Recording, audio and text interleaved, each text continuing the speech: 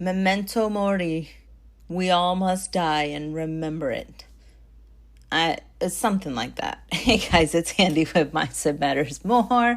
And I'm about to Google what the hell Memento Mori means right now.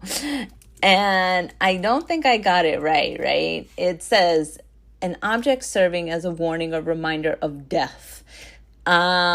Okay, so I guess that is literally to remember that you have to die. It's as a symbol or something. I don't know. Whatever. The point is, we all must die. And this is a reminder. But I would like to give you guys a few tips and tricks on how to use that to your advantage in making sure that you are living your life to the fullest. And this is part 1 of a 3-part series. So let's get on with the first tool, okay? First, so here's a question to ask yourself to see how well aligned you are to living to your fullest life potential, okay? If it was your last day today, like this is your last day, you know that today life does not go beyond today for whatever reason, okay? What would you regret? Now, this question can unearth some crazy things. And I'm not advocating for, hey, pivot right now, pick up, move out, leave. I mean, maybe you can do that. But it's going to give you a good sense of, hey, how aligned am I really with my happiness, with what would make me happy, with what it is that like I want for my life? How aligned am I? That could be a really rude awakening. Like I just did this exercise myself and I was like, wow, there's a lot of stuff that I'm missing out on, that I'm thinking that like, oh, I'll just wait till tomorrow, wait till next week, wait till next month, wait till December, wait till January 1st, wait, it's over there, it's in the future, it's not here, it's not now. And a lot of them I'm like, well, I could do that now. What is stopping me? And so I've had to do a lot of work around that, trying to figure out like, are those things really valuable to me? Are the things that I'm telling myself, is it like valid? Is it something that I actually live by? Because if that's the case, if it's like a valid concern or like a valid feeling, then where's the regret coming from? Where is it that I feel like I'm missing out on, and why is it that I'm being petulant about it? Why am I being stubborn about it? Why am I being the stubborn's not the word, but like anyways, point is it really will unearth the way that you're living right now versus where your soul is calling you to be. And that distance between where you are and where you need to be, it can only be unearthed at that time of death, because there is no more time. It's done. It's absolutely done. And here's the scary part of that, is that when there is no more time, when that doesn't exist for you anymore, it pulls out for you every single thing that your heart is putting on the back burner. And we do it to ourselves because we think people are going to judge us, because people will be mad at us, because that's not how things are supposed to go, because that's too scary.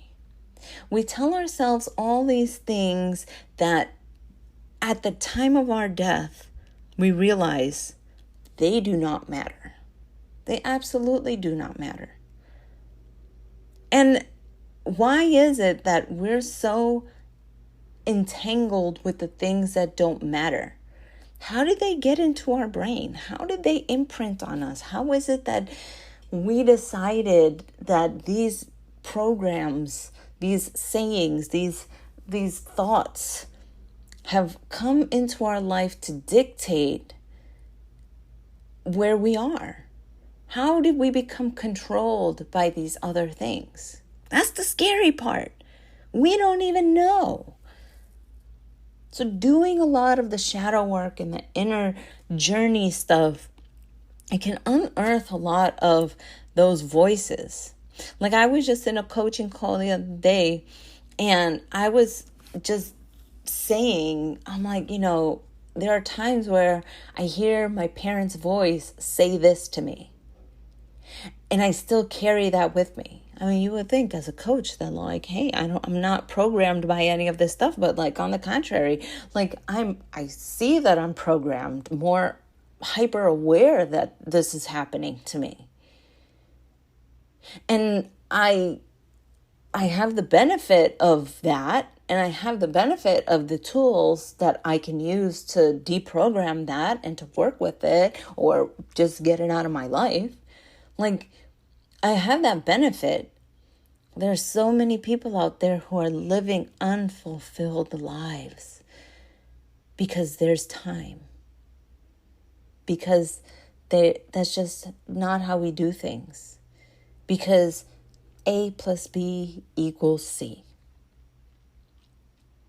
And because we have to live a certain way, I have to do a certain thing. And because I have to do a certain thing, I have to sacrifice my happiness.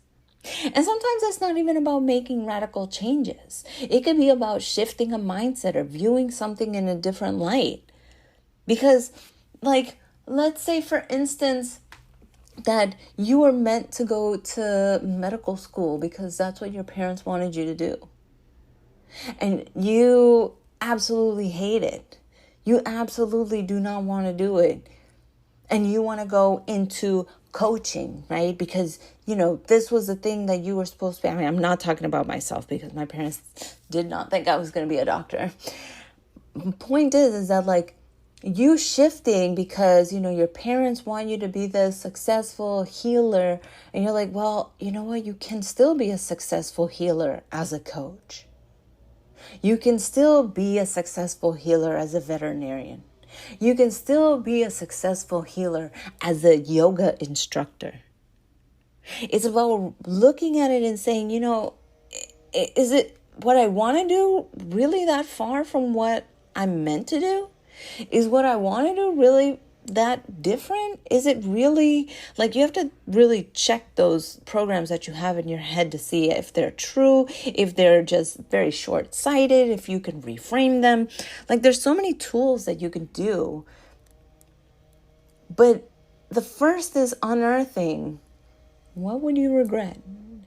If today were your last day, today, you knew that you weren't going to make it to tomorrow, what would you regret? Let me know, guys. All right. I hope you guys found this helpful. And for the next couple of days, we're going to talk about 2 more very similar tools, but they're going to unearth new stuff. Okay. Love you guys. Bye.